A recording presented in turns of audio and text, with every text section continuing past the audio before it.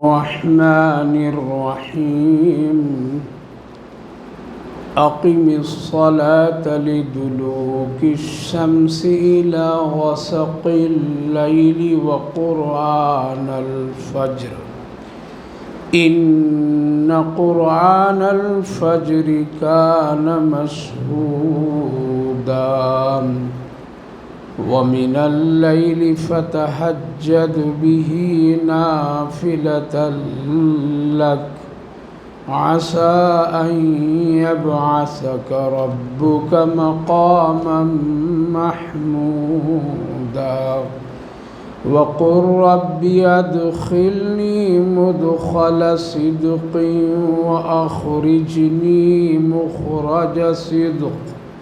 مخرج صدق واجعل لي من لدنك سلطانا نصيرا وقل جاء الحق وزهق الباطل إن الباطل كان زهوقا وننزل من القرآن ما هو شفاء ورحمة للمؤمنين ولا يزيد الظالمين إلا خسارا صدق الله العظيم أقم الصلاة لدلوك الشمس إلى غسق الليل وقرآن الفجر آپ نماز پڑھیے سورج کے ڈھلنے کے وقت اور رات کے اندھیری میں وقرآن الفجر اور قرآن پڑھیے فجر کے وقت ان قرآن الفجر کان مشہودا بے شک فجر کے وقت کے قرآن کا پڑھنا تلاوت کرنا یہ مشہود ہے وَمِنَ اللَّيْلِ فَتَحَجَّدْ بِهِ نَافِلَةً اور رات میں تھوڑا تہجد یعنی نفل کی نیت سے پڑھیے یہ نماز آپ کا مقام اور رتبہ بہت بلند کرے گا أَن يَبْعَثَكَ رَبُّكَ مَقَامًا مَحْمُودًا آپ کے رب کے پاس اس نماز کی وجہ سے آپ کو مقام محمود ملے گا۔ بھائی اور بزرگوں، ہم اور آپ اور ہماری اور آپ کی پوری زندگی جو ہے وہ اللہ کے رسول صلی اللہ علیہ وسلم کے تابع، یعنی ہمارا کوئی بھی کام کوئی بھی عمل اپنی مرضی اور اپنے طریقے سے نہیں ہے، بلکہ مرضی اللہ کی ہے اور طریقہ پیارے آقا محمد الرسول اللہ کی ہے۔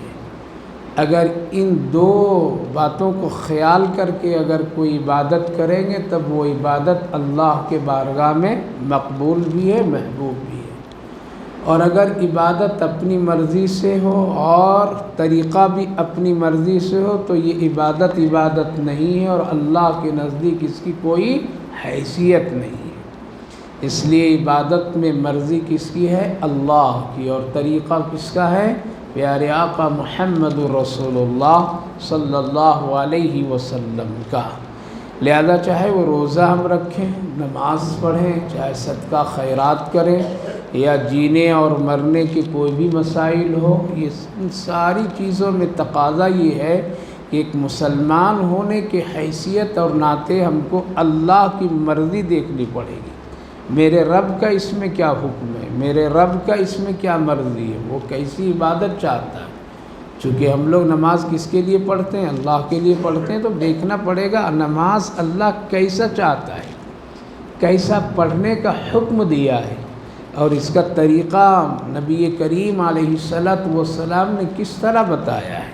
ان دو چیزوں کو خیال رکھیں گے تو نماز ہوگی، اور اگر نہیں رکھیں گے تو نماز نہیں ہوگی۔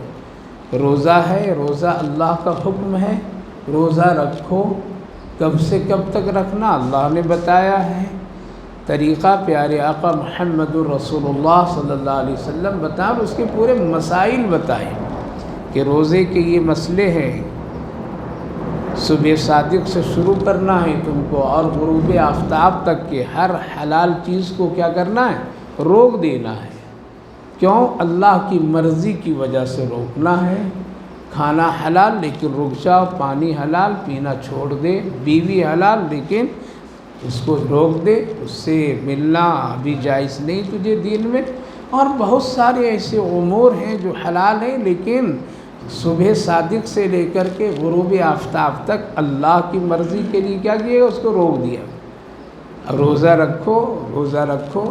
اب اگر اس میں کوئی دقت ہے، پریشانی ہے، تو اس کا حل اور اس کا طریقہ پیارے آقا محمد رسول اللہ صلی اللہ علیہ وسلم بتائیں کہ خدا نخواستہ اگر تمہاری صحت نہیں ہے ابھی تو پھر ابھی روزہ مت رکھو، صحت جب ہو جائے گی تو قضا کر لینا۔ یہ طریقہ کس کا ہوا؟ یہ رسول اللہ صلی اللہ علیہ وسلم۔ اگر نہیں رکھ سکتے ہو تو اس کی جگہ فدیہ دے دینا۔ یہ طریقہ اور یہ حکم اور یہ ترتیب کس کی ہے؟ پیارے آقا محمد رسول اللہ صلی اللہ علیہ وسلم کا۔ تو روزہ ہم مرضی کس کی؟ اللہ کی مرضی اور ان کی رضا کے لیے ہے، لیکن طریقہ کس کا چلاتے ہیں؟ پیارے آقا محمد رسول اللہ۔ اس لیے آپ نے روزے کے پورے مسائل بتائے اور اس کی پوری حقیقت اور حیثیت اور اس کے پورے تقاضے کو بتائے۔ مثلاً ایک آدمی روزہ رکھتا ہے اور درمیان میں وہ بھول کر کے کھا جاتا ہے، یاد نہیں لیکن وہ کھا گیا۔ اللہ کے رسول صلی اللہ علیہ وسلم کی خدمت میں ایک صحابی پہنچے، یا رسول اللہ روزے میں تھا لیکن بھول کر کے کھایا اور پیٹ بھر کر کے کھایا۔ سوال یہ ہے کہ پیٹ بھر کر کھاتے ہوئے کبھی بھی یاد نہیں ہے، ٹھیک ہے، ان کی بات تسلیم کی ہے نبی پاک، اور آپ نے فرمایا تمہارا روزہ ہے، پیٹ بھر کر کے کھا بھی لیا تب بھی تو رہا تیرا روزہ ہے اور تم روزے میں ہو۔ بھول کر کے کھایا تھا نا؟ ہاں بھول کر کے، کہ بھول کا جانا یہ اللہ کی طرف سے تھے، کس کی طرف سے؟ لہذا تم روزے میں ہو، روزہ ختم مت کرو، بالکل معمول کی طرف پوری کر لو۔ دوسرا ایک پہنچتا ہے، کہتے ہیں یا رسول اللہ میں جان بوجھ کر کے کھا گیا۔ آپ نے فرمایا روزہ تیرا کیا ہو گیا؟ ختم ہو گیا۔ یہ دیکھیے بھولنا اور جاننے میں اتنا فرق ہے، کیونکہ خود اللہ تعالیٰ نے قرآن کریم میں فرمایا تمہارے بھولے ہوئے گناہ کو میں درگزر کر دیتا ہوں، اگر ان سارے گناہوں کو پکڑنے لگوں گا تو تیرے پاس ایک بھی نیکی نہیں رہے گی۔ تو بھول چوک کو اللہ خود کیا کرتا ہے؟ معاف کرتا۔ تو آپ نے فرمایا کہ یا رسول اللہ وہ تو پیٹ بھر کر کے کھایا تھا، آپ اس کا روزہ جاری کر دیے، ہم تو تھوڑا سا جان کر کے کھائے تھے، ایک چنے کے بقدر کھایا تھا لیکن جان بوجھ کر کے کھا گیا۔ آپ نے فرمایا کہ نہیں روزہ تیرا ٹوٹ گیا، اب تمہارا روزہ نہیں ہے، اب اس کا تجھے کیا کرنا ہے؟ قضا کرنا ہے، اس کا قضا کرنا ہے۔ کتنے قضا؟ کہا کہ 60 رکھنا پڑے۔ کتنے؟ جان بوجھ کر کے کر رہا ہے نا۔ اگر بھول کر کے کوئی کام ہو جائے تو اس کا تو الگ مسئلہ ہے، لیکن اگر جان بوجھ کر کے مثلا روزے کی حالت میں جان بوجھ کر کے بیوی سے ملاقات کر لیا جان بوجھ کر کے، تو ایک کا کتنا دینا پڑے گا؟ 60 دینا پڑے گا۔ انہوں نے کہا کہ 60 رکھنے کی ہمت نہیں میرے پاس، طاقت نہیں، ایک میں تو گھبرا گیا میں۔ کہا کہ پھر قضا کرو، 60 نہیں ہوتا۔ کہا کہ پھر فدیہ دو۔ کہا کہ میں غریب ہوں، یہ بھی نہیں ہو سکتا میرے پاس۔ تو آپ نے فرمایا پھر بیٹھو، لیکن معافی نہیں ہے، انتظار کرو، میرے پاس اگر کوئی چیز آ گئی تو میں تم کو دوں گا، پھر اس کو تم تقسیم کرنا، یہ تیرا فدیہ ہوگا۔ اتفاق سے نبی کریم علیہ السلام کی خدمت میں ایک کھجور کی بوری آئے، آپ نے اس کو بلایا، کہا کہ یہ لے لو اور 60 مسکینوں کو اس سے کیا کرو؟ تقسیم کر دو، یہ تمہارا روزے کا فدیہ ہے۔ اللہ کے رسول صلی اللہ علیہ وسلم دیے، وہ لیا اور ذرا مدینے کے بازاروں ادھر ادھر گھوم کر کے پھر واپس بوریا لے کر کے آ گیا۔ اللہ کے رسول صلی اللہ علیہ وسلم نے فرمایا کیوں بھائی کوئی مسکین غریب ضرورت مند نہیں ملے؟ آگے جن کے پاس گیا وہ مجھ سے ذرا اچھا تھا، میں ہی اس سے زیادہ غریب ہوں۔ تو آپ مسکرائے اور فرمائے وَلَکَ تیرے لیے یہ لے جاؤ، تم ہی اس کو کھا لو۔ لیکن یہ خاص کیفیت تھی ایک آدمی، لیکن سب اب ایسا نہیں کر سکتے ہیں، یہ مسئلہ سب کے لیے نہیں ہے، ایک خصوصی رعایت دی گئی۔ تو میں یہ عرض یہ کر رہا ہوں میرے بھائیوں بزرگوں کہ عبادت اللہ کی مرضی پر ہونی چاہیے۔ کس کی مرضی پر؟ طریقہ کس کا ہو؟ محمد الرسول اللہ صلی اللہ علیہ وسلم۔ ہماری جتنی بھی عبادت ہے، چاہے نماز ہو، روزہ ہو، قرآن کی تلاوت ہو، چاہے افطار ہو، چاہے سحری ہو، مرنے جینے کے جتنے مسائل ہو، اس میں سب میں طریقہ کس کا ہونا چاہیے؟ رسول اللہ صلی اللہ. اسی کو کہتے ہیں سنت. کیا کہتے ہیں اس کو؟ سنت. کہ یہ کام کیا ہے؟ سنت.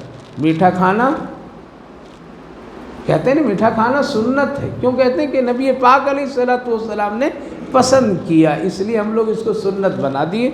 خیر، میں یہ عرض یہ کر رہا تھا کہ اللہ رب العالمین کی مرضی پر عبادت ہونی چاہیے، لہذا وہ عبادت اللہ کو بہت محبوب اور مقبول ہے. پھر وہ یہاں بھی کام، وہاں بھی کام. ان کاموں میں سے ایک نیکی کا کام قرآن کی تلاوت ہے. کیا ہے؟ قرآن کی تلاوت. اور قرآن کی تلاوت ہر دن، ہر مہینے، ہر روز، ہر شب ہے. ہمیشہ کے لیے تلاوت کرنی چاہیے. یہ روح کی ایسی غذا ہے، جس طرح روز ہم اپنے جسم کو غذا دیتے ہیں تب یہ ہمارا جسم ٹھیک ٹھاک رہتا ہے، اسی طرح سے قرآن روح کی غذا ہے. روز اگر اس کو تھوڑا تھوڑا کیا کرنا چاہیے؟ غذا دینی چاہیے.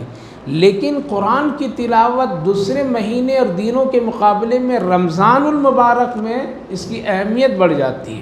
کیا ہوتی ہے؟ اس کی اہمیت بڑھ جاتی ہے. پھر رمضان کے علاوہ بھی کچھ ایسے وقت اور ٹائم ہیں جس وقت آپ تلاوت کریں گے اس کی اہمیت بہت زیادہ ہے. اس کی اہمیت، اب عام دن میں آپ سورہ کہف پڑھیں گے وہ فضیلت نہیں، لیکن سورہ کہف اگر جمعہ کو پڑھیں گے تو اس کی فضیلت بہت ہے. آپ دن کے 24 گھنٹے میں کسی وقت قرآن کی تلاوت کر لیجئے، اس کی ایک الگ بات ہے، لیکن فجر کی نماز کے بعد تلاوت کرنا یہ سب سے زیادہ اہم ہے. کس سے؟ سب سے زیادہ اہمیت ہے. آپ عام مہینے میں تلاوت اور قرآن سنیے وہ الگ مسئلہ ہے، لیکن رمضان المبارک میں سننا اور پڑھنا یہ دوسرے مہینوں کے مقابلے میں زیادہ اہمیت ہے. کیوں؟ رمضان اور قرآن دونوں کا بہت گہرا تعلق ہے. اگر دونوں میں سے ایک کو ہٹا کر کے کوئی مسلمان اگر روزہ رمضان گزارتا ہے تو گویا کہ وہ مکمل اور کامل رمضان پانے والا نہیں ہوتا ہے. اس لیے دونوں کو لازم کرنا پڑے گا اپنی زندگی میں، روزہ بھی لازم اور قرآن کی تلاوت. تو رمضان کی تلاوت، رمضان میں تلاوت، رمضان میں قرآن کا پڑھنا اور سننا دوسرے مہینوں کے مقابلے میں بڑی اہمیت اور فضیلت ہے. اسی لیے نبی کریم علیہ السلام کے معمولات میں ایک معمول یہ تھے رمضان مبارک. آپ عصر کی نماز کے بعد میں آپ بیٹھ جاتے تھے اور حضرت جبریل علیہ السلام آتے تھے اور آپ حضرت جبریل علیہ السلام کو قرآن سناتے تھے اور جبریل آپ کو سناتے تھے. اور سننے والے کون ہوتے تھے؟ صحابہ کرام ہوتے تھے. کتنے خوش نصیب ہوں گے وہ لوگ کہ جبریل کی زبان سے قرآن سنتے تھے. پیارے آقا محمد الرسول اللہ صلی اللہ علیہ وسلم کی زبان مبارک سے وہ قرآن سنتے تھے. اور یہ روزانہ کا معمول تھا. ایک تو نماز تراویح نفل کا معمول الگ ہے، لیکن یہ روزانہ عصر کے بعد. آج یہ معمولات نہیں ہیں. ہاں پہلے دور میں ہمارے بزرگوں میں ہم نے دیکھا ہے کہ جو حافظ صاحب قرآن سنایا کرتے تھے نماز تراویح میں، وہ عصر کے بعد سارے مصلی بیٹھ جاتے تھے اور ایک دور سناتے تھے اور ایک دو چار حافظ قرآن سنتے تھے. بہت اچھا یہ سنت.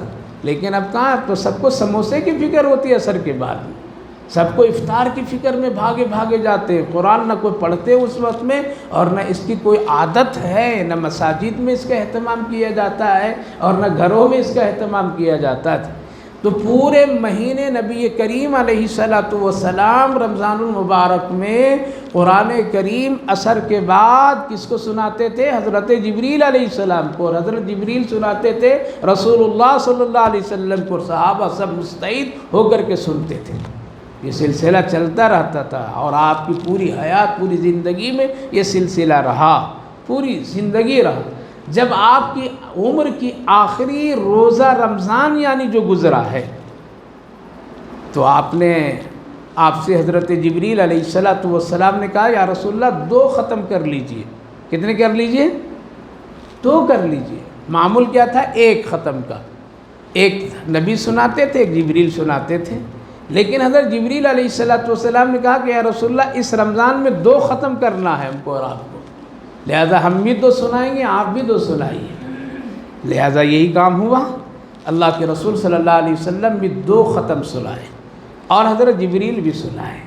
صحابہ کرام رضوان اللہ عنہم اجمعین بہت خوش ہوئے کہ 2 ختم سننے کا موقع ملا، لیکن حضرت ابو بکر صدیق رضی اللہ عنہ خوش نہیں ہوئے۔ آپ میں ایک عجیب سی غم کی کیفیت پیدا ہونے لگی، آپ کو ایک عجیب سی بے چینی کی کیفیت ہونے لگی۔ تو لوگوں نے پوچھا ابو بکر، ہم لوگ تو بہت خوش ہیں کہ نبی سے 2 مرتبہ قرآن سنے، آپ کو بھی خوش ہونا چاہیے، لیکن آپ میں خوشی نہیں دیکھ رہے ہیں اور آپ کے اندر سے ایک بے چینی بے قراری کی کیفیت ہے۔ جواب دیجئے۔ اللہ اکبر۔ کہنے لگے کہ بات تو خوشی کی ہے۔ کیا ہے؟ بات تو خوشی کی ہے، نبی سے 2 قرآن سننا یہ خوشی کی بات ہے، حضرت جبریل سے 2 ختم سننا یہ بڑی خوشی کی بات ہے، لیکن اس کے پیچھے ایک راز ہے جو میں سمجھ رہا ہوں، اور وہ یہ ہے کہ اگلے رمضان میں رسول اللہ سے یہ ملاقات نہیں ہوگی۔ یہ اشارہ ہے، یہ اشارہ اس بات کی طرف ہے کہ اے میرے نبی آپ نیکی کر لیجئے، ابھی موقع ہے، اس لیے ابھی موقع ہے تو ڈبل کر لیجئے۔ ہم اور آپ میرے بھائیو بزرگوں سوچتے ہیں کہ اس رمضان کو گزرنے تو اگلے رمضان میں ٹھیک سے روزہ رکھیں گے، اگلے رمضان میں ٹھیک سے قرآن پڑھ لیں گے۔ اس وقت ذرا مجبوری ہے، پریشانی ہے۔ اگلا کون دیکھا ہے؟ اگلا مرحلے سے کس کو علم ہے کہ اگلا ملے گا یا نہیں ملے گا، ہم رہیں گے نہیں رہیں گے؟ اس لیے جب موقع ہے تو نیکی زیادہ کر لینا چاہیے۔ کیا کرنا چاہیے؟ حضرت سیدنا صدیق اکبر رضی اللہ عنہ کے جملے نے صحابہ کو بے چین کر دیا، کہا کہ میری دور نگاہ یہ دیکھ رہی ہے کہ اگلے سال رسول اللہ نہیں ہوں گے یہاں پر، اور ہوا یہی کہ اگلے رمضان میں اللہ کے رسول صلی اللہ علیہ وسلم نہیں رہے دنیا میں، اور رمضان کے بعد میں کیا آیا؟ شوال آیا، شوال کے بعد ذوالقعدہ، ذوالحجہ، محرم، سفر، ربیع الاول میں آپ دنیا سے تشریف لے گئے، اگلا رمضان نہیں ملا۔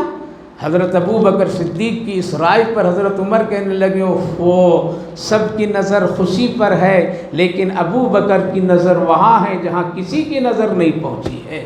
تو میرے بھائیو بزرگوں، یہ رمضان اگر موقع مل گیا ہے تو اس کو غنیمت بنائیے، اس کو اچھا بنائیے، اگلے پر مت ٹال کر کے رکھیے۔ اگلے رمضان میں ٹھیک سے روزہ رکھ لیں گے، اگلے رمضان میں ٹھیک سے تراویح پڑھ لیں گے، اگلے رمضان میں ذرا فرصت سے، اس سال ہماری نوکری ہے، اس وقت میں بڑا کام ہے، اگلے میں فرصت کر لیں گے۔ کون دیکھا ہے فرصت، کون دیکھا ہے آگے کا زمانہ اور زندگی؟ اس لیے جب موقع ہو تو نیکیاں سمیٹ لیجئے رمضان مبارک میں۔ اور رمضان مبارک میں روزے کے بعد جو سب سے بڑی نیکی کا ذریعہ ہے وہ قرآن کی تلاوت۔ کیا ہے؟ قرآن کی تلاوت، قرآن کا سننا، قرآن کا پڑھنا۔ لہذا عام مہینوں کے مقابلے میں رمضان میں قرآن کا پڑھنا بہت اعلیٰ، کیا ہے؟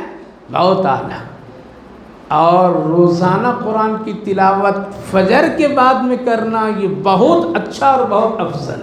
اللہ تعالیٰ نے اس کو یہاں ذکر فرمایا، اقم الصلاۃ لدلوک الشمس الی غسق اللیل۔ اے میرے نبی آپ وہ نماز کی پابندی کیجئے، ظہر کی نماز۔ کون سی نماز؟ ظہر کی نماز، یعنی سورج ڈھلنے والی نماز۔ تو ظہر کا وقت کب شروع ہوتا ہے؟ جب سورج ڈھلنے لگتا ہے، یعنی زوال جس کو کہتے ہیں، زوال کا وقت ہے، یعنی سورج ایک وقت میں چڑھتا ہے اور پھر ایک وقت میں کیا ہوتا ہے؟ نیچے آتا ہے، تو اس کو کہتے ہیں زوال۔ لہذا ڈھلنے کے وقت تو یہ نماز کون سی ہوئی؟ ظہر۔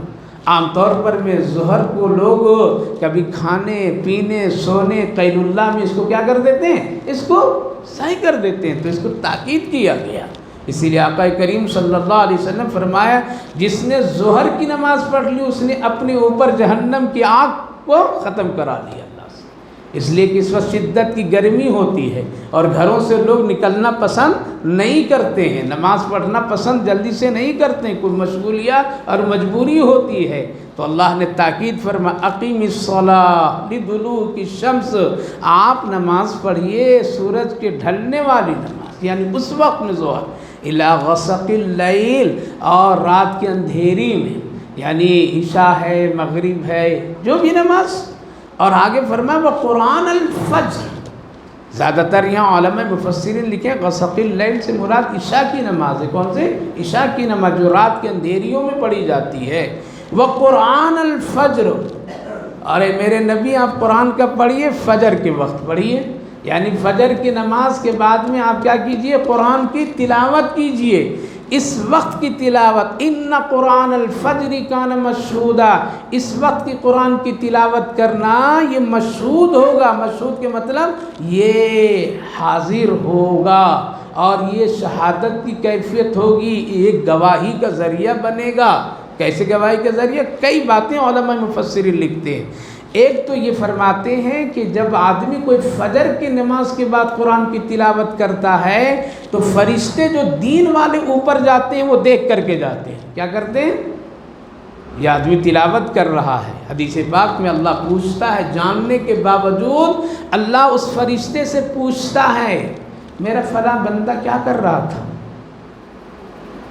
بھلا بندہ میرا کیا کر رہا تھا؟ فرشتے کہتے ہیں اللہ اس کو میں دیکھا قرآن کی تلاوت کر رہا تھا۔ کیا وہ مشہودہ، یعنی فرشتے تیری گواہ دے رہے ہیں اور یہ قرآن تیرے لیے یہ چیز بن رہی ہے اللہ کے سامنے۔ لہذا فرشتے کہتے ہیں پروردگار وہ تو اس کو دیکھا کہ قرآن کی تلاوت میں لگا۔ سوال یہ پیدا ہوتا ہے اللہ جانتا پھر کیوں پوچھا فرشتوں سے؟ پوچھنا اس لیے ہے محبت میں، کیا ہے؟ محبت میں۔ دوسری بات فرشتوں کے دلوں میں میرے اس تلاوت کرنے والے بندے کی اہمیت بیٹھ جائے۔ جیسے باپ دیکھتا ہے کہ بیٹا کیا کر رہا ہے، پھر بھی بیٹا سے پوچھتا ہے بیٹا کیا کر رہے ہو، یہ پوچھنا محبت کی علامت ہے، یہ پوچھنا محبت کی علامت۔ بیوی کیا کر رہی ہے، یہ پوچھنا محبت کی علامت ہے۔ جاننے کے باوجود، دیکھنے کے باوجود کسی سے پوچھنا، یہ پتہ یہ چلتا ہے کہ اس کے دل میں اس کی عزت اور قدر ہے۔ تو ایک فرشتے نے گواہی دی ہے، اے اللہ وہ قرآن کی تلاوت کر رہا تھا، وہ قرآن کی تلاوت کرتے ہوئے میں اس کو چھوڑ کر کے آیا ہوں۔ یہ مشہودہ فرشتے جا کر کے اللہ کے سامنے ذکر کرتے۔ دوسری بات علماء کرام لکھتے ہیں کہ فجر کی قرآن یعنی اس وقت کی تلاوت کرنا یہ قبر میں مشہود ہوتا ہے۔ مشہود کے مطلب یہ ہے، حدیث پاک میں نبی کریم علیہ السلام نے فرمایا جب مردے کو قبر میں رکھا جاتا ہے اور 40 قدم دفن کرنے کے بعد جب لوگ واپس آنے لگتے ہیں تو 2 فرشتے آ جاتے ہیں سوال کرنے کے لیے۔ اس سے پہلے جب یہ مردہ گھبراتا ہے، ڈرتا ہے کہ یہ ویرانی جگہ، میں تو بنگلے میں رہنے والا تھا، یہ گڑھے میں کہاں سے آ گیا؟ میرے بنگلے میں تو ایسی روشنی تھی، یہاں تو اندھیری کی کیفیت ہے۔ میرے بنگلے میں اور میرے گھر میں ارد گرد میرے بہت دوست، آشنا، بیوی، بچے سب دل لگانے والے تھے، یہاں کوئی نہیں ہے۔ تو ڈرنے کی اس کی کیفیت ہوتی ہے۔ اس وقت ایک نورانی چہرہ والا اس کی قبر میں داخل ہوتا ہے اور آ کر کے اس کے سرہانے میں کھڑا ہوتا ہے۔ پھر ایک اور آتا ہے جو اس سے بھی زیادہ نورانی ہوتا ہے اور اس کے پائیدان میں کھڑا ہوتا ہے۔ 2 آ گئے تو پوچھتا ہے ڈرو نہیں، ہم دونوں ہیں۔ تو یہ آدمی کہتا ہے، مردہ زندہ ہوتا ہے تو کہتا ہے کہ آپ دونوں کون ہیں؟ میرے رشتہ دار تو آپ لوگ لگتے نہیں، کبھی دیکھا بھی نہیں دنیا میں، اور اتنی خوبصورت اور نورانی چہرہ میں نے کبھی نہیں دیکھا، آپ کون ہیں؟ تو ایک کہتا ہے کہ میں فجر کی نماز ہوں۔ کون ہوں؟ میں فجر کی نماز ہوں۔ دوسرا کہتا ہے تم کون ہو؟ وہ کہتا ہے کہ میں فجر کا قرآن ہوں۔ کون ہوں؟ میں فجر کا قرآن ہوں۔ یعنی جو تم فجر کی نماز پڑھتے تھے، اللہ اس فجر کی نماز کو ایک شکل میں بدل دیا۔ کس کے؟ لہذا نیکی کے اعمال جتنے ہوں گے شکلوں میں نظر آئیں گے ہم کو اور آپ کو، وہاں گناہ بھی شکلوں میں نظر آئیں گے وہاں پر۔ تو یہ قبر میں یہ 2 چیزیں نظر آئے گی، ایک فجر کی نماز اور ایک فجر کا قرآن۔ فجر کا قرآن فجر میں پڑھنے والی تلاوت۔ تم ڈرو نہیں، ہم دونوں ہیں۔ اللہ نے خاص کر کے بھیجا ہے تمہارے لیے کہ یہ تنہائی میں رات کے اندھیریوں میں نکل کر کے میری عبادت کرتا تھا، اور فجر میں جب سب لوگ ادھر ادھر ہوتے تھے یہ قرآن پڑھتا تھا۔ لہذا میں قرآن ہوں، تیرے دل لگانے کے لیے آیا ہوں، تم ڈرو نہیں، ہم ہیں۔ فجر کی نماز کہتی کہ تو ڈرو نہیں، ہم ہیں۔ لہذا وہ جب فرشتے داخل ہو جاتے ہیں سوال کے لیے تو یہ دونوں کو دیکھتے ہیں، فرشتہ پہچان لیتا ہے، سمجھ جاتا ہے کہ یہ کون ہے، پھر اس سے کچھ سوال نہیں ہوتا ہے۔ کیا ہوتا ہے؟ جب دیکھا کہ پہلے سے یہاں نیکی اس کی موجود ہے، نماز موجود ہے، نماز تو یہ بندہ اللہ کے لیے نہ پڑھا ہے، اور جب نماز اللہ کے لیے پڑھا ہے تو یہ تو پوچھنے کے لیے آیا ہوں تیرا رب کون ہے، تو جواب ملے گا اللہ، تو نماز تو موجود ہے یہاں پہ۔ فرشتہ پہچان لیتا ہے، سوال نہیں ہوتا ہے۔ قرآن کس کے لیے پڑھا؟ اللہ کے لیے پڑھا۔ کون سا قرآن پڑھا؟ محمد الرسول اللہ صلی اللہ علیہ وسلم پر جو نازل ہوا وہ قرآن پڑھا، تو اس کا نبی ہے، یہ تو یہاں موجود ہے، لہذا فرشتہ کچھ سوال نہیں کرتا، حکم ہوتا ہے جنت کی کھڑکیاں اس کے لیے کھول دے، قبر اس کی کشادہ کر دے اور جنت کا ماحول اور باغ و بہار بنا دے۔ تو میرے بھائی بزرگوں، فجر کی نماز اور فجر کے قرآن دنیا کے لیے بھی باعث برکت ہے اور قبر کے لیے بھی ساتھی ہے۔ یہ دونوں چیزوں سے آج امت غافل ہے یا نہیں ہے؟ دونوں چیزوں سے ہمارا گھر گھرانہ محروم ہے۔ نہ فجر سے پہلے ہم قرآن پڑھتے ہیں، نہ فجر کے بعد پڑھتے ہیں، اور خاص کر کے نماز ہی نہیں پڑھتے۔ جو نماز نہیں پڑھا تو پڑھنا ہی کہاں ہوگا؟ اور جو بزرگ اور جو جوان نماز پڑھ بھی لیتے ہیں تو قرآن کھولنے سے پہلے کیا کھولتے ہیں؟ بولیے، سب جانتے ہیں ماشاءاللہ۔ قرآن کھولنے سے پہلے موبائل کھلتا ہے، واٹس ایپ کھلا، چٹ کھلا، فلاں کھلا، کون کیا بھیجا رات میں، کون کیا بھیجا۔ اگر فرشتہ لکھ دے کہ بس تھوڑی دیر کے بعد آ رہا ہوں تو پھر دیکھو، اگر کوئی میسیج اس میں فرشتہ بھی بھیجنے لگے نا کہ آ رہا ہوں تھوڑی دیر کے بعد میں، تب پتہ چلتا۔ لیکن اللہ نہیں موبائل پر بھیجتا ہے، لیکن فرشتے آتے ہیں۔ لہذا قرآن کھولنے سے آج پہلے ہم لوگ موبائل کھولتے ہیں۔ یہ موبائل وہاں نہیں کام آئے گا، یہ موبائل مشہودہ نہیں ہے۔ اس لیے میرے نوجوانوں، بزرگوں، خاص کر کے آپ جیسے بزرگ حضرات سے میں بہت ہی دردمندانہ گزارش کرتا ہوں، آپ فجر کے بعد اپنی تلاوت کا معمول بنائیے، معمول بنائیے۔ اگر پڑھنا ہے پڑھیے، نہیں پڑھنا جانتے ہیں تو قرآن سنیے۔ کیا کیجئے؟ سنیے۔ دونوں کا ثواب برابر ہے، دونوں کا ثواب برابر ہے۔ فجر کی نماز کے بعد تھوڑی دیر قرآن کو لیجئے۔ پڑھنا نہیں آتا ہے تو ہاتھ میں لیجئے، لینا بھی ثواب، چومنا بھی ثواب، سر پر رکھنا بھی ثواب، بوسہ دینا بھی ثواب، دیکھنا بھی ثواب۔ اتنا اٹھا کر کے، چھو کر کے، دیکھ کر کے کہتے ہو اے اللہ میں پڑھنا نہیں جانتا ہوں لیکن تیرے کلام سے مجھے بڑی محبت ہے۔ قرآن سے انسیت ہو جائے گی، یہی آخرت میں کام، قبر میں کام۔ ایک واقعہ لکھا ہے بزرگوں نے کہ ایک شخص کا انتقال جب ہوا اور انتقال کے بعد میں ایک بڑے عالم دین بزرگ، غالباً حضرت علامہ ابن شیرین علیہ الرحمہ، مانا ان کو خواب میں رسول اکرم صلی اللہ علیہ وسلم نے بشارت دی، آپ جا کر کے ان کی نماز جنازہ پڑھائیے۔ وہ تشریف لے گئے، نماز جنازہ پڑھائے، تدفین ہوئی، دیکھا کہ بیچارہ سیدھا سادہ آدمی، کوئی وقت کا کوئی بڑا عالم نہیں، کوئی بڑا ایسا متقی پرہیزگار نظر نہیں آیا، سیدھا کھیتی باڑی میں کام کرنے والا کسان ٹائپ کا، ان پڑھ، کوئی پڑھا لکھا بھی نہیں، لیکن اس کی جنازے کی نماز کے لیے رسول اللہ کی بشارت دینا، یہ ہے اس کے پاس میں کچھ قیمتی چیز ہے۔ لہذا وہ سارے کاموں سے فارغ ہو کر کے سیدھے اس کے گھر گئے اور ان کی بیوی سے معلوم کی کون سا عمل کرتا تھا، کون سا یہ عمل کرتا تھا جس کی وجہ سے اس کے لیے بشارت مجھے ملی ہے۔ بیوی بھی ویسے ان پڑھ تھی، کوئی خاص پڑھی لکھی نہیں تھی اور کوئی زیادہ وہ اس کے ایسے تعلقات بھی نہیں تھے دین سے، سیدھی سادھی۔ آگے دیکھیے کچھ خاص عمل تو نہیں تھا، نماز تو پڑھتے تھے، لیکن فجر کے بعد ایک کام وہ کرتے تھے، گھر آتے تھے تو یہ دیکھیے یہاں پر ایک کپڑے میں لپٹی ہوئی تو کتاب ہے، اس کو بڑی عزت سے اتار کر کے اونچی جگہ پر رکھتے تھے اور رکھ کر کے وہ اس کے جھک کر کے ادب سے بیٹھتے تھے اور انگلیاں وہ چلاتے تھے اور کہتے تھے یہ اللہ کا کلام ہے، بہت سچا ہے، یہ میرے نبی پر نازل ہوا ہے، بہت اچھا ہے، اس میں اللہ کا حکم ہے، بہت اچھا ہے۔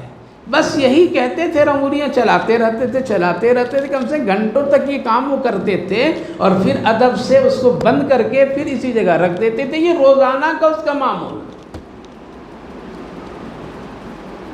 اللہ وہ دیکھے قرآن اٹھا کر کے تو قرآن نکلا اور قرآن کو جب کھولیں تو اتنی انگلیاں چلایا تھا، اتنی چلایا تھا کہ حروف مٹ گئے تھے۔ کتنے؟ پہلے دور میں مشینوں سے قرآن نہیں چھپتا تھا بلکہ ہاتھ سے لکھے جاتے تھے روشنائی سے، تو روشنائی پر بار بار انگلیاں چلنے کی وجہ سے کیا ہو گئے تھے؟ حرف مٹ گئے تھے، اتنی انگلیاں چلایا تھا۔ آج ہمارا اور آپ کی انگلیاں کہاں چل رہی ہیں؟ ہاں بوڑھے لوگ بزرگ لوگ بھی کھینچتے رہتے ہیں، جوان کو تو مت کہیے، اتنی انگلیاں چلاتے ہیں۔ بعض بزرگ حضرات بھی اب تو اسمارٹ فون رکھ کر کے وہ بھی انگلیاں کھینچتے رہتے ہیں۔ قرآن پہ کھینچو انگلی، یہاں لگاؤ انگلی، قسم خدا کی یہ نجات کا ذریعہ بنے گا۔ تو میرے بھائیو بزرگوں، فجر کی نماز کے بعد میں کم سے کم سورہ یاسین پڑھ لیجئے، کم سے کم 100 مرتبہ قل هو اللہ پڑھ لیجئے، 100 مرتبہ سورہ فاتحہ ہی دہرا لیجئے۔ یہ تو یاد ہے، قرآن کو لے کر کے سامنے رکھ کر کے اسی کو دہرا لیجئے، زیادہ وقت نہیں لگے گا۔ لیکن آج ہمارا مزاج قرآنی نہیں ہے، ہماری سوچ مزاجی قرآنی نہیں ہے، ہماری فکریں قرآن کی نہیں ہے، ہمارے رگ و ریشے میں قرآن نہیں ہے۔ کیا ہو گیا؟ موبائل آ گیا، چائے آ گئے، بیڑی آ گئے، سگریٹ آ گئے۔ اس لیے فجر کی نماز کے بعد میں لوگ نماز سے نکلتے ساتھ میں کہاں جاتے ہیں؟ چائے پینے کے لیے جاتے ہیں، کوئی سگریٹ پی رہا، کوئی بیڑی پی رہا۔ پہلے تو یہ چاہیے کہ قرآن کی تلاوت تھوڑی کرو، پھر سب کچھ کرو، دین بھر کا چارج لے لو اپنے اندر میں۔ تو اللہ تعالیٰ نے فرمایا وَقُرْآنَ الْفَجْرِ إِنَّ قُرْآنَ الْفَجْرِ كَانَ مَشْهُودًا۔ کہاں قبر میں کام آیا قرآن یا نہیں کام آیا؟ یہ ہے، کل میدان محشر میں بھی قرآن کام آئے گا۔ کہاں کام آئے گا؟ وہاں بھی کام آئے گا۔ قرآن کی تلاوت کرنے والوں آ جاؤ، بغیر حساب جنت جاؤ، حافظ قرآن آ جاؤ، جاؤ۔ یہ سب کیا؟ یہ قرآن کام آئے گا۔ مشہودہ، اگر وہ عذاب میں کسی طرح سے گناہ میں اٹک گیا تو قرآن ایک شکل میں آ کر کے اللہ سے کہے گا اے رب کریم، یہ پڑھا کرتا تھا مجھ کو تنہائی میں، آج اس کی نیکیاں کچھ کم ہو گئی ہے تو میں اس کی سفارش کرتا ہوں، اس کو جنت میں فیصلے کرتا ہوں۔ مشہودہ، قرآن وہاں بھی گواہی دے گا۔ تو میرے بھائیو بزرگوں، یہ ایک صرف کتاب مت سمجھئے، یہ ہمارے لیے باعث نجات ہے۔ تو اللہ نے فرمایا إِنَّ قُرْآنَ الْفَجْرِ كَانَ مَشْهُودًا، آخری آیت، وَمِنَ اللَّيْلِ فَتَحَجَّدْ بِهِ نَافِلَةً لَكَ۔ ساری نمازیں 5 پوری کر لینے کے بعد رات ذرا ایک نفل نماز پڑھیے جس کا نام کیا ہے؟ تہجد۔ فتحجد، تہجد کی نماز یہاں سے ثابت، کہاں سے؟ 15ویں جز کی آیت ہے، سورہ بنی اسرائیل کی آیت ہے، 7 پر 9 نمبر کی آیت ہے۔ تہجد کی نماز کہاں سے ثابت؟ وَمِنَ اللَّيْلِ فَتَحَجَّدْ، تہجد، کوشش، جد و جہد اس کے لیے کرنا پڑے گا، کوشش کرنی پڑے گی۔ تمام ذرا آرام سکون کو پس پش رکھ کر کے ذرا اپنے کو مجاہدے میں لگانا پڑے گا، اسی لیے اس کو تہجد کہا گیا۔ نیند سے آپ اپنے آپ کو دور کر کے نرم گرم بستروں سے ہٹ کر کے اس کی کوشش کرنی پڑے گی۔ تو اے میرے نبی، 5 وقت کی نماز کے علاوہ ایک نماز آپ ضرور پڑھیے، وَمِنَ اللَّيْلِ فَتَحَجَّدْ، اور وہ کون سی نماز؟ تہجد۔ لہٰذا رسول اللہ صلی اللہ علیہ وسلم پوری زندگی تہجد کی نماز پڑھیں، کبھی بھی نہیں چھوڑے، صرف چھوڑے تو صرف حج کے موقع پر آپ سے ایک دن تہجد کی نماز قضا ہوئی، اور وہ کہاں ہوئی؟ مزدلفہ میں۔ کہاں ہوئی؟ مزدلفہ میں۔ جب لوگ حاجی لوگ اور آپ صلی اللہ علیہ وسلم عرفہ سے واپس جب آئے مزدلفہ، اور وہاں جب رات قیام فرمائے، صحابہ تھکے ہوئے تھے، سب سو گئے، عشاء کی نماز مغرب پڑھ کر کے کیا ہوا؟ سب سو گئے، بہت سخت نیند لگی، سب سو گئے۔ اللہ کے رسول تہجد کے لیے بیدار ہوئے تو آپ نے دیکھا کہ پورے صحابہ سو رہے ہیں، تو آپ بھی یوں ہی لیٹ گئے، نماز نہیں شروع کی۔ سوچیں کہ اگر میں اٹھ گیا اور کوئی ایک دیکھ لیا تو سارے لوگوں کو اٹھا دے گا، کیا کرے گا؟ اور سب کو تکلیف ہوگی میری وجہ سے، اس لیے آپ بھی چپ چاپ ہوئے۔ پھر تھوڑی دیر کے بعد پھر اٹھے اور پھر ایک نظر ڈالے، تب بھی صحابہ سو رہے تھے، تو آپ نے پھر ویسے ہی لیٹ گئے۔ آپ سو نہیں رہے لیکن لیٹ گئے۔ پھر تھوڑی دیر کے بعد میں پھر اٹھے اور پھر ایک نظر ڈالیں، تب بھی صحابہ سو رہے ہیں، لہذا آپ سو گئے، پھر اسی طرح سے لیٹے رہیں، اور آپ کی تہجد اس رات رک گئی، آپ نہیں پڑھے۔ نہیں پڑھیں کیوں؟ کہ نفل نماز ہے، نفل کی وجہ سے دوسروں کو تکلیف نہیں دینا ہے۔ ہاں جو ہی فجر کا وقت آیا تو آپ بلال کو اٹھائیں، بلال اذان دے دو، اس لیے فجر کا وقت شروع ہو گیا۔ فرض نماز کے لیے لوگوں کو تاکید کرنا، اس کی دعوت دینا یہ ضروری ہے، نفل کے لیے نہیں۔ نفلی کام کے لیے کسی کو ضرورت اور دباؤ ڈالنے کی ضرورت نہیں. تو زندگی میں آپ صلی اللہ علیہ وسلم کی صرف صحابہ کی رعایت کرتے ہوئے آپ نے کیا کیا؟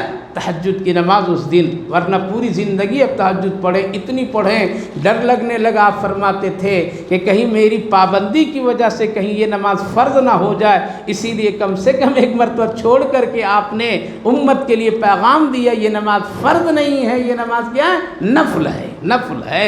لہذا دل چاہے تو پڑھ لو، دل نہ چاہے تو مت پڑھو. کوئی گنہگار نہیں ہوں گے، لیکن پڑھیں گے تو کمال، اس میں انعام، اس میں بڑا درجہ.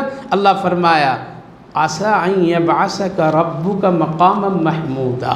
اس نماز کی برکت سے اللہ آپ کو مقام محمود عطا فرمائے گا. جنت کے ناموں میں ایک نام مقام محمود ہے. کیا ہے؟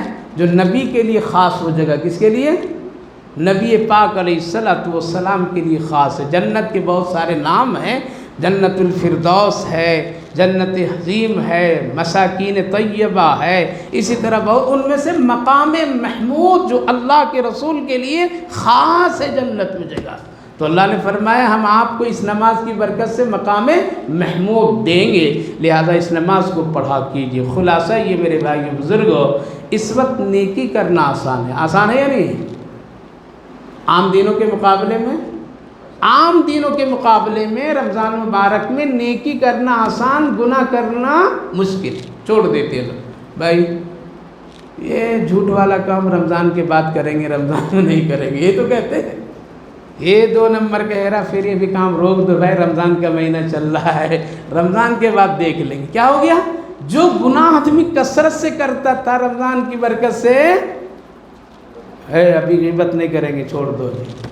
کیا ہو گیا؟ گناہ چھوڑنا آسان، نیکی کرنا بھی آسان. چل نماز پڑھ، سچ بول، افطار کر، افطار کی رات دوسروں کو بھلائی کر. یہ کیا ہو گیا؟ یہ آسانی ہے. تو اس وقت میں کوئی خاص عبادت کی عادت ڈال لینا اپنے لیے بہت آسان ہوگا. ان میں سے ایک نماز تہجد کی عادت ڈالیے. کیا کریں گے؟ تہجد کی عادت ڈالیے. اور اٹھنا بھی اس وقت آسان ہے. سحری کے لیے سب اٹھتے ہیں. جب سحری کے لیے سب اٹھتے ہیں تو تہجد کی عادت بن جائے. جب تہجد کی عادت اگر خدا نخواستہ بن گئی رمضان المبارک کی ان گھڑیوں میں، اللہ کہیں توفیق دے تو پوری زندگی تہجد والے بن جائیں گے. اس لیے عادت بنائیے. دوسری بات، قرآن پڑھنا سننا اس وقت آسان ہے. نماز تراویح میں کھڑے ہو جائیے، قرآن امام صاحب سنا رہے ہیں، سن لیجئے، سن لیجئے. سننے کی عادت بن جائے گی، پڑھنے کی بھی عادت بن جائے گی. لہٰذا جب عادت بنا لیں گے تو کیا ہو جائے گا؟ یہ عادت ایسی بن جائے گی کہ زندگی میں نہیں چھوٹے گی. بیڑی کی عادت بن جاتی ہے تو کوئی چھوڑتا ہے؟ بیت الخلاء میں بھی نہیں چھوڑتا ہے. تمباکو کھانے کی عادت بن جائے تو ڈھونڈ ڈھونڈ کر کے مانگ لیتا ہے. ہندو مسلم کچھ نہیں چاہتا ہے تو مجھے بھی ذرا دے دو. تو عادت ایک ایسی چیز ہے، اچھی چیز کی عادت بنائیے. تہجد کی عادت بنائیے، قرآن کی عادت بنائیے، سچ بولنے کی عادت بنائیے. یہ ساری عادتیں کیا ہے؟ نجات کا ذریعہ، اللہ کی رضا کا ذریعہ، محبوبیت مقبولیت کا ذریعہ، جنت میں جانے کا ذریعہ. اللہ آپ کو بھی توفیق دے، ہمیں بھی توفیق دے. تو 3 کام: فجر کی نماز کی پابندی، فجر کے بعد قرآن کی تلاوت کی پابندی، تیسری نماز تہجد ہے. ہو سکے تو اس کی ضرور عادت بنائیے. اس سے جنت میں بڑے اونچے درجے ملیں گے اور یہ نماز بڑی برکت والی ہے. اللہ آپ کو بھی توفیق دے، ہمیں بھی توفیق دے. اللہم صلی علی سیدنا نبینا حبیبنا مولانا محمد وبارک وسلم علیہ. اللہ ہم سب گنہگار ہیں، تیرے بندے ہیں، تو اپنے فضل سے معاف فرما دیجیے. اے اللہ رمضان مبارک کا بابرکت مہینہ ہے. گناہ چھوڑنا آسان ہے، نیکی کرنا بھی آسان ہے. اے اللہ ہم سب سے ہمیشہ کے لیے گناہ سے بچا لیں، انہیں کے فیصلے فرما دیجئے اور نیکی کی توفیق نصیب فرمائیے. جو کچھ نیکی کے کام ہو رہے ہیں اللہ، قرآن کا سننا، پڑھنا، روزہ، سحر، افطار، ذکر و اذکار جو بھی ہو اللہ سارے بھائیوں بزرگوں کی قبول فرما لیجیے. باقی جو رمضان المبارک کے دن اور رات باقی خیر کا ذریعہ ہم سب کے لیے بنائیے، آسانیاں پیدا فرمائیے. سب کے روزی رزق میں برکت دیجیے. بیمار ہیں ان کو صحت دیجیے. جو لوگ اپنی صحت سے پریشان پریشان ہیں ان کو عافیت عطا فرما دیجیے۔ رمضان کی برکت، سحری کی برکت سے اللہ صحت میں کامل عاجلہ نصیب فرما دیجیے۔ اللہ سب کی جائز مقاصد مرادوں کو قبول فرمائیے، ہماری ان دعاؤں کو اپنے فضل و کرم رحمتوں سے قبول فرمائیے۔ صلی اللہ علی النبی وعلی آلہ وسلم۔ سبحان ربک رب العزت عما یصفون وسلام علی المرسلین والحمد للہ رب العالمین۔